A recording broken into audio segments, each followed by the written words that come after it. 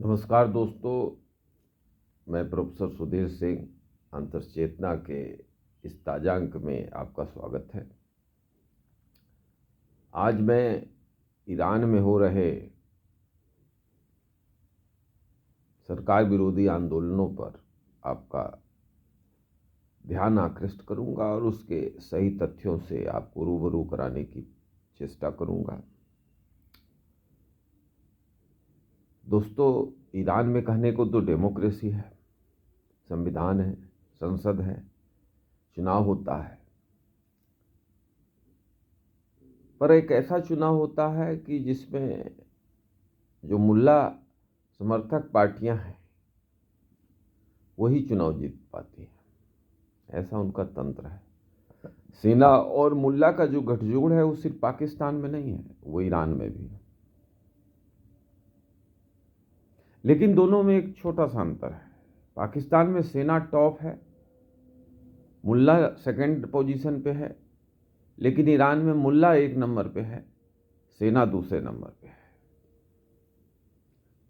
सेना की शक्तियां ईरान में घटती बढ़ती रहती है, बट मुल्ला की शक्ति 1979 में जो ईरान में विद्रोह हुआ, जिसमें रजा शाह पहलवी को अपदस्थ किया गया और खोमेनी के नेतृत्व में जो धार्मिक सरकार बनाई गई, तब से बढ़ावा ही हुआ है मुल्ला की ताकत में। वैसे भी इस्लाम में 3 विद्वान ऐसे माने जाते हैं जो इस्लाम के ऑफिशियल विद्वान हैं पूरे दुनिया के। मोहम्मद कुतुब इजिप्ट से, खामनाई ईरान से और मौलाना मौदूदी पाकिस्तान भारत से। क्योंकि मौलाना मौदूदी यूनाइटेड भारत में पैदा हुए थे और बाद में उन्होंने पाकिस्तान की तरफ रुख किया था, एवं उन्होंने पाकिस्तान के बंटवारे का भी विरोध किया था कि इस्लाम में कोई बॉर्डर नहीं होता है, इसलिए हम बॉर्डर की बात को स्वीकार नहीं करते हैं। यद्यपि वो पाकिस्तान चले गए और पाकिस्तान के स्थापना का फिलोसॉफिकल फादर बनने की चेष्टा की जो मोहम्मद इकबाल को जो था। खैर, वो एक अलग विषय है। ईरान पर तवज्जो लाएं तो ईरान मध्य पूर्व में एक ऐसा देश है जो साउथ एशिया और मध्य पूर्व का ब्रिज है। कह सकते हैं कि ईरान पूरा मिडिल ईस्ट नहीं है, आधा ईरान तो साउथ एशिया में है, आधा ईरान मिडिल ईस्ट में है, आधा ईरान जो है वो मैदान है, आधा ईरान जो है पहाड़ और डेजर्ट है। ईरान का बॉर्डर भी बहुत सारे देशों के साथ लगता है, पाकिस्तान के साथ लगता है, अफगानिस्तान के साथ लगता है, ईरान के साथ लगता है, अजरबैजान के साथ लगता है, आर्मीनिया के साथ लगता है, टर्की के साथ लगता है। लगभग 7 देशों के बीच में ईरान घिरा हुआ है। समुद्र की लंबी तट लगती है और प्राकृतिक संसाधनों खास करके तेल और गैस से भरपूर है ईरान में खाने के भी अनाज अच्छी मात्रा में पैदा होते हैं, खास करके चावल, गेहूं, दलहन, तिलहन, ये सब काफ़ी अच्छा पैदा होता है।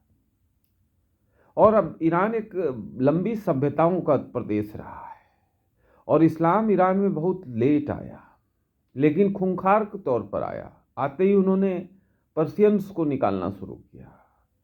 1500 ईस्वी में पर्शियंस पहली बार भारत को आए, शरण लिया और फिर भारत को अपना घर बना लिया। बहुत सारे लोग आरोप लगाते हैं, विधवा विलाप करते हैं कि भारत में अल्पसंख्यकों खास करके मुस्लिमों के साथ बड़ा भेदभाव होता है और अल्पसंख्यकों के साथ होता है। तो उनको संदर्भ लेना चाहिए पारसियों का। 5 लाख पारसी हैं, सूर्य पूजक हैं, हिंदू तो नहीं ही हैं पूर्ण तौर पर, आंशिक तौर पर कह सकते हैं। लेकिन उन्होंने 500 कुछ साल जो हुआ, 1500 ईस्वी करीब आए, तो उन्होंने भारत को अपना बना लिया। स्वामी विवेकानंद की मुलाकात जे.आर.डी. टाटा से हुई थी। जे.आर.डी. टाटा उनसे आध्यात्मिक आशीर्वाद लेने गए थे। स्वामी जी ने उनको आशीर्वाद दिया और बोला, तुम्हारे पास पूंजी है, विल पावर है, तुम एक इंडस्ट्री डालो। तो जो टाटा शहर खड़ा है, जो इंडस्ट्री खड़ी है टाटा, वो फाउंडेशन इंडस्ट्री है टाटा वालों की, वो स्वामी विवेकानंद की प्रेरणा से ही खड़ी हुई थी। बहुत कम लोगों को ये बात पता है। और आज देश में, भारत में जो 20 100 अरब से बड़े पूंजीपति हैं। आप दूसरे सरल शब्दों में कह सकते हैं कि 2-2 नेपाल उनके जेब में हैं। उसमें से कम 10 बड़े पूंजीपति पारसी समुदाय के हैं। किसी को भारत में कोई समस्या नहीं है। और स्वामी विवेकानंद ने जब 1893 में शिकागो में विश्व धर्म संसद को संबोधित किया था, तो उन्होंने इसकी चर्चा की थी कि सदियों से भारत जो है प्रोजिक्यूटेड माइनॉरिटीज को शेल्टर देता रहा है, और स्वामी जी ने पर्शियंस की तरफ इशारा किया था। तो इस्लाम जब ईरान में आया तो बहुत उत्पाद मचाने लगा। उसने बहुत माइनॉरिटीज को सताया। और इस्लाम के साथ एक समस्या भी है। इस्लाम के विद्वान इस बात को भागते हैं, डिफर करते हैं कि इस्लाम जहाँ भी डोमिनेंट होता है, संख्या बल में मजबूत होता है, वहाँ वो गैर धर्मावलंबी लोगों को जीना दूभर कर देता है। अब बांग्लादेश में जो हिंदुओं के साथ हो रहा है, या पाकिस्तान में हिंदू और ईसाइयों के साथ हो रहा है, तो वही चीज़ जब इस्लाम मजबूत हुआ ईरान में, तो पर्शियनों के साथ हुआ। और एक और प्रजाति है बहाई जो ईरान से आई है, उनके साथ भी यही हुआ।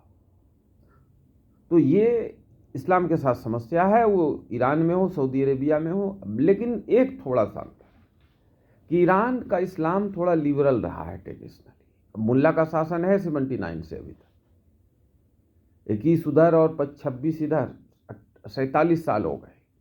लेकिन तब भी ईरान बहुत ही एक अलग किस्म का, चूंकि आपको ध्यान रखना होगा, ईरान आर्यन रेस के लोग हैं।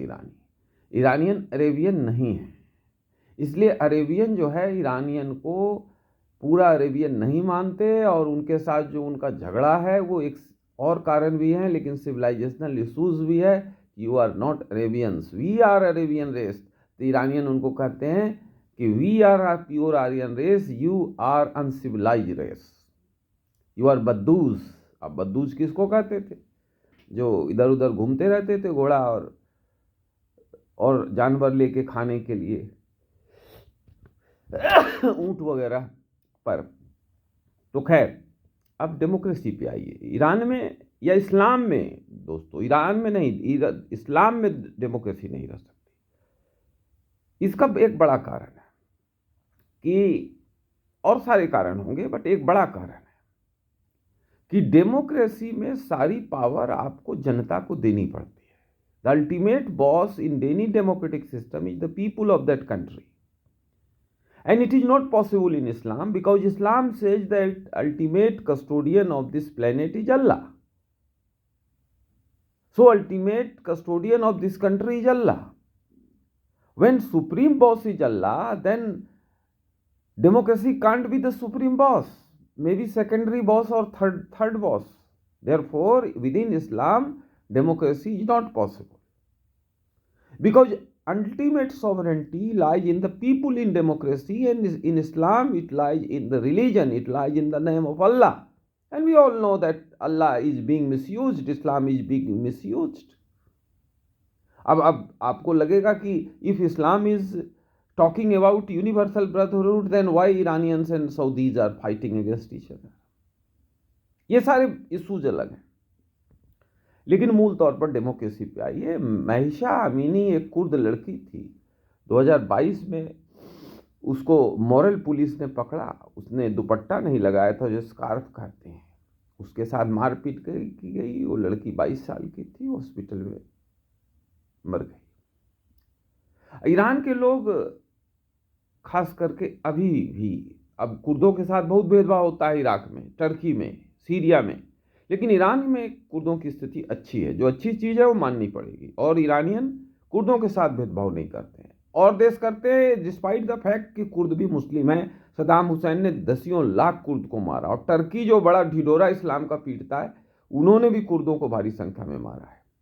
20% टर्की के टोटल पॉपुलेशन के। खैर, ईरान में उनकी संख्या 7-8% है, और वो मुस्लिम है, लेकिन वो सेकुलर मुस्लिम्स हैं। इसलिए तमाम इस खित्ते के मुस्लिम जो कट्टर हैं वो कुर्दों से चिढ़ते हैं। और इस्लामिक स्टेट को किसी ने ज़मीन पे हराया है तो that is Kurd forces. Kurd बहुत अच्छे लड़ाते हैं, और वो एक अलग देश की मांग करते हैं। तो तमाम देश जो ईरान, इराक, टर्की, सीरिया, उनसे चिढ़ते हैं और उनका दमन करते हैं। लेकिन ईरान में जनता जो है वो कुर्दों का दमन नहीं करती है। आप समझिए कि एक कुर्द लड़की की मौत पुलिस के हिरासत में हुई और पूरे ईरान में आग लगा, आंदोलन हुआ, 500 लोग मारे गए। खैर किसी तरह से वो आंदोलन रुका। अभी जो आंदोलन चला है ये पिछले 15 दिन से चला है और अभी तक 75 लोग ईरान के शहरों में सड़कों पर मारे जा चुके हैं। दिन प्रतिदिन ये आंदोलन मजबूत होता जा रहा है। ये डॉलर के तुलना में जो ईरानियन मुद्रा है उसके रेट गिरने के कारण है। ये महंगाई 42% पर पहुंच गया है, उसके कारण है। ये औरतों के साथ भेदभाव होता है, उसके कारण है। ये जो बरसों से सैंक्शन लगा है ईरान पर, अमेरिका के नेतृत्व वाला, उसके चलते ईरान की अर्थव्यवस्था बिल्कुल चरमरा रही है, उसके कारण है। और ऑफ कोर्स डेमोक्रेसी के कारण भी है। अब रजाशाह डेमोक्रेसी की चाहत वाले लोग सड़कों पे उतरे हैं कि मुल्ला तंत्र नहीं चलेगा, मुल्ला तंत्र के खिलाफ खड़े हुए हैं। और महिलाएं जो है जीन और टॉप में आ रही हैं, हिजाब को फेंक रही हैं, हिजाब जलाने की भी घटनाएं हो रही हैं। तो खड़ा खड़ा मुल्ला तंत्र को चुनौती है। अब महिषा अमीनी की हत्या 2022 में हुई। महिषा अमीनी के हत्या के खिलाफ इतना आंदोलन हुआ, 600 लोग मरे, लेकिन कुछ हुआ नहीं। लेकिन अभी उस समय अमेरिका के राष्ट्रपति जो बाइडन साहब थे, आज महामहिम डोनाल्ड ट्रंप जी भी राजे हुए हैं और अभी उन्होंने निकोलस मादुरो को वेनेजुएला से पकड़ के लाया है। हथकड़ी लगा के न्यूयॉर्क की गलियों में घुमा रहे हैं, इस अदालत से उस अदालत में। खुल्लम खुल्ला जो है ये प्रदर्शन है कि अमेरिका की शक्ति सबसे ज़्यादा है। चीन और रूस जैसी सोकॉल्ड उभरती हुई शक्तियों का घिघी बंधा हुआ है, उनको डर लग रहा है। रूस के एक शिप को भी अभी अमेरिका ने पकड़ लिया है अटलांटिक में, जो कि तेल लेके वेनेजुएला से जा रहा था। इन तमाम मुद्दों पर रूस और चीन चुप है। चीन बिल्कुल शांत बैठा है। रूस खुद ही यूक्रेन में टांग फंसा है। चीन को लग रहा है कि ये क्या हो गया, समझ में नहीं आ रहा है और कोई रिएक्शन नहीं कर पा रहे। सिर्फ जुबानी हल्की फुल्की विदेश मंत्रालय के प्रवक्ता अपने हल्के फुल्के बयान दे रहे हैं, रेस्ट लोग जो है एक स्टोनी साइलेंस मेंटेन किए हुए हैं। जब रूस और चीन नहीं बोल रहा है तो और देश क्यों बोलेगा, पड़ी क्यों है। बहुत लोग भारत के वेनेजुएला के संदर्भ में भारत सरकार की आलोचना करते हैं। मैं भारत सरकार का समर्थन करता हूं। मदुरो को पकड़ के अमेरिका ने गलत किया, इसमें दो मत नहीं है। लेकिन यह भी सही है कि मदुरो ने 1 लाख लोगों की हत्या पिछले 25 साल में मदुरो की पार्टी ने, कम्युनिस्ट पार्टी ने वेनेजुएला में अपने विरोधियों को किया। किसी भी एक सिंगल व्यक्ति की हत्या गलत है। यहाँ 25,000, 50,000, 1 लाख लोगों की आप हत्या कर रहे हैं। किसी तरह से इसको लेक्टिमाइज नहीं किया जा सकता है। आप देखिए वेनेजुएला की सड़कों पर जश्न मन रहा है। अब सवाल है कि अगर जिस नाटकीय अंदाज में निकोलस मादुरो को अमेरिका की डेल्टा फोर्सेस ने काराकस में घुस के पकड़ा, क्या उसी तरह से अयतुल्लाह खोमेनी को पकड़ेगा तेहरान में? सूत्र बता रहे हैं, मुझे पूरा पता नहीं है, वो सूत्र बता रहे कि तेहरान एयरपोर्ट पर एक प्लेन बिल्कुल तैयार है, वीआईपी प्लेन, जिसमें महामहिम सुप्रीम लीडर खोमेनी साहब बैठ के भागना चाह रहे हैं मास्को, अगर स्थिति भयंकर हुई। क्योंकि ट्रंप ने सीधा कहा है कि अगर गोली तुम चलाओगे ईरान की जनता पर तो हम तुम्हारा वो हाल करेंगे कि तुम शीशे में अपना चेहरा देखने लायक नहीं रहे। इस बीच रजा शाह पहलवी के पुत्र ने घोषणा की है पेरिस में कि वो ईरान आने पर विचार कर रहे हैं। तो सवाल आज लाख टके का ये है कि ये अगर लंबा चला आंदोलन तो क्या तख्ता पलट होगा ईरान में? मुझे लगता है इसकी संभावना है, लेकिन थोड़ी अभी उसको परिपक्व आने की जरूरत है। बड़े पैमाने पर ईरान में मैंने कहा एक सिविलाइजेशनल डिफरेंस है अरबियन लोगों और ईरान के लोगों में। चूंकि ईरानियन आर्यन रेस है, वो अरबियन रेस है, दोनों रेस में बहुत बारीक अंतर होता है। वो अंतर समझने की जरूरत हमको है। और जो आर्यन रेस है उसमें डेमोक्रेसी के लिए थोड़ी ललक ज़्यादा है, तो ईरान के लोगों में डेमोक्रेसी के लिए एक एफेक्शन है, एक चाहत है, एक एस्पिरेशन है। वो कुचल के मुल्ला तंत्र ने ईरान में पिछले 47 वर्षों में रखा है।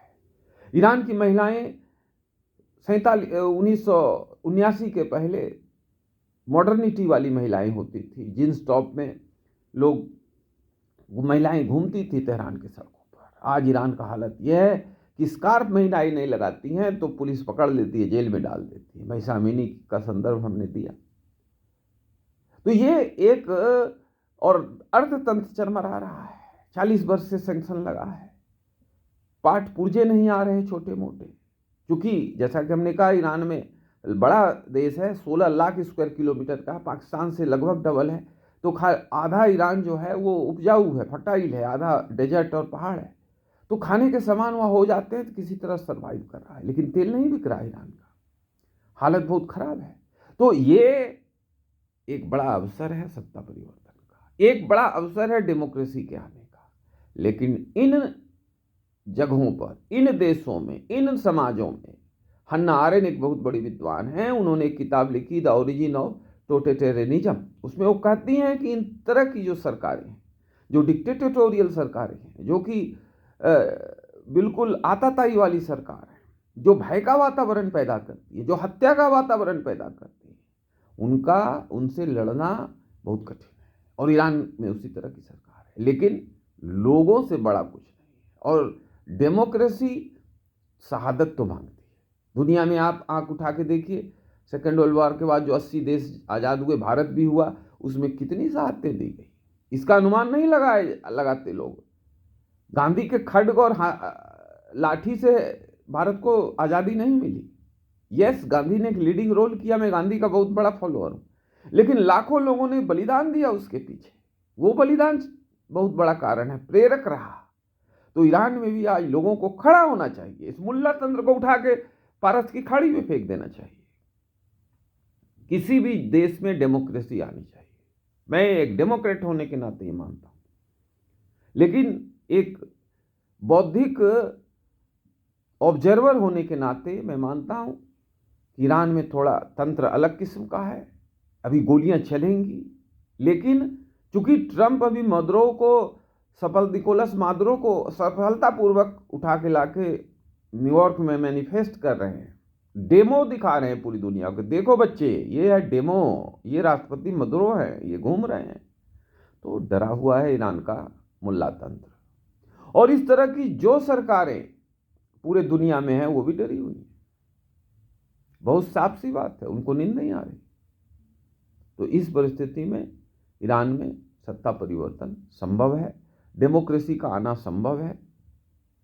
हम यही चाहेंगे एज ए डेमोक्रेट कि डेमोक्रेसी आए, लेकिन जिस तरह की हिंसा महसा अमीनी के समय में हुई, 2022 में 600 लोग मारे गए, 12,000 लोग घायल हुए, अभी 75 लोग मारे गए हैं, 300 लोग घायल हुए हैं। ये लोगों का मरना बड़ा दुखद है।